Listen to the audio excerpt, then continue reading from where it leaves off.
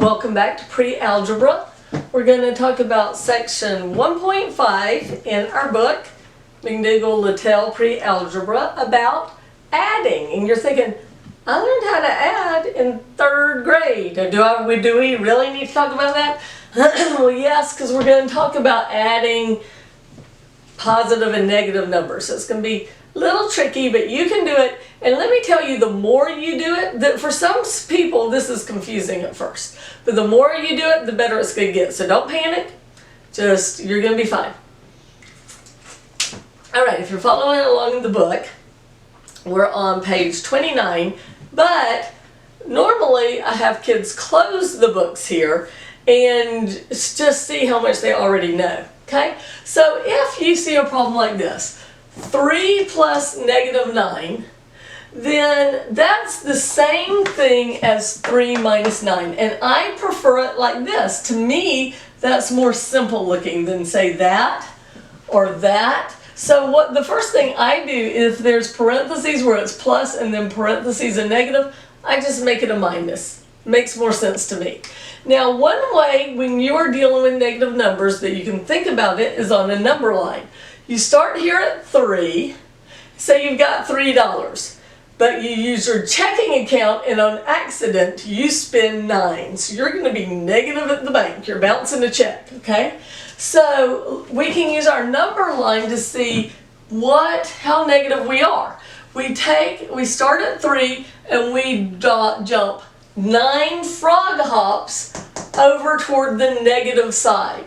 And so I'm going to give my frog little eyeballs so he looks like Kermit the Frog. And off he goes 9 hops toward negative land, because this is the negative side of the number line and that's the positive. 1, 2, 3, 4, 5, 6, 7, 8, 9. Where did he land? Negative 6. He has to say ribbit. All right, that's more fun, right? So one way you can do these problems is using a number line. However, if you need the number line, you may use it for now, but you need to get where you don't use the number line. So I'm fine if you take a look at the number lines in your book, but you don't really use them, unless they tell you to draw a number line. Because we need to get where we can just go, okay, I got $3, but I spent 9.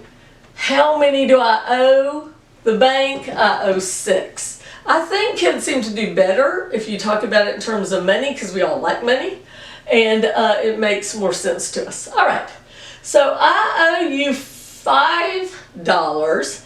I paid you back 3. Negative 5 means I owed it. It's down here at the number line. I paid you back 3. How much do I still owe you? Negative 2. Let's see it on the number line. I started here at 5. I owed you 5. I paid you back 3, so I go 3 hops toward positive. 1, 2, 3. Where did I land? Negative 2. Okay. Another thing. I would like you to try to do these in your head as much as possible, the way I'm doing it. But then, if you want to, as soon as you do it in your head, do it on your calculator and see if you were right. That'll help reinforce it, and if you're a tactile learner, putting it in your calculator will help put it in your brain. So let's do it that way. Try to do it in your head without a number line, then check it on your calculator and see if you were right. Okay, now here's another one. 8 plus 12. It's all positive. I'm at 8, and I keep going toward 12, and that is 8 plus 12 is 20. Did y'all get that one? Let's do another one. Negative 6 plus negative 4. The first thing I do with this is I rewrite it without those parentheses. I don't like that. Don't like those parentheses in there. Okay, so now I'm going to think about it with money. I owed you $6. Then foolishly, you loaned me 4 more. You shouldn't have till I paid it back, but you did. You're nice. So I owed you 6. I borrowed 4 more. How much do I owe you? I owe you 10. So that's negative 10. Negative 6 minus 4 is negative 10. That's a terrible equal sign. Let's try another one. I had $5, but I spent 8. How far am I in the hole? 3. I had $5, spent 8. I owe the bank 3. Okay, let's try this one. I owed $11. but I got 13 and paid it back. How many do I have left? Well, 11 of my 13 went to pay that back. I have 2 left. So negative 11 plus 13 is 2. You starting to see it?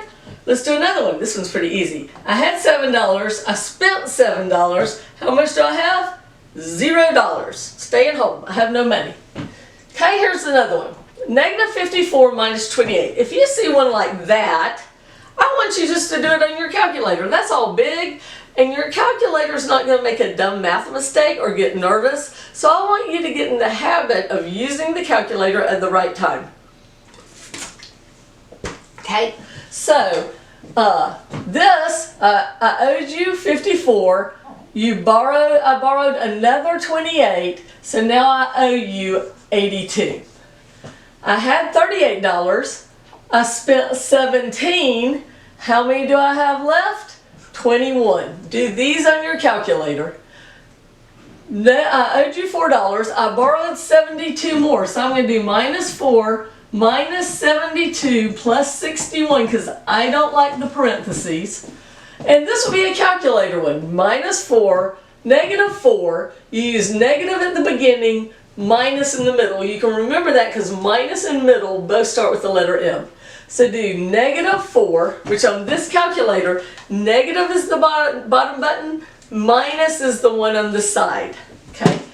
Negative 4 minus 72 plus 61 is, I think, negative 15. Check me on your calculator. Our next problems, they want us to substitute in for x, negative 22, and for y, negative 12. So I write it right underneath. Negative 22, I'm going to get rid of those parentheses. Negative 22 minus 9 is negative 31. This is the negative, that's the minus. Minus in the middle. Okay, now we're going to do this one.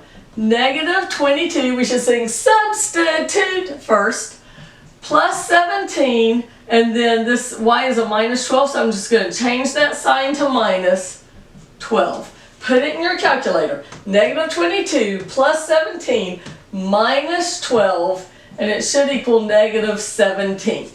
Alright, so these are pretty fun because you get to use your calculator, but I want you, if they're easy, I want you to try to do it in your head. Okay? Math is fun. See you next section.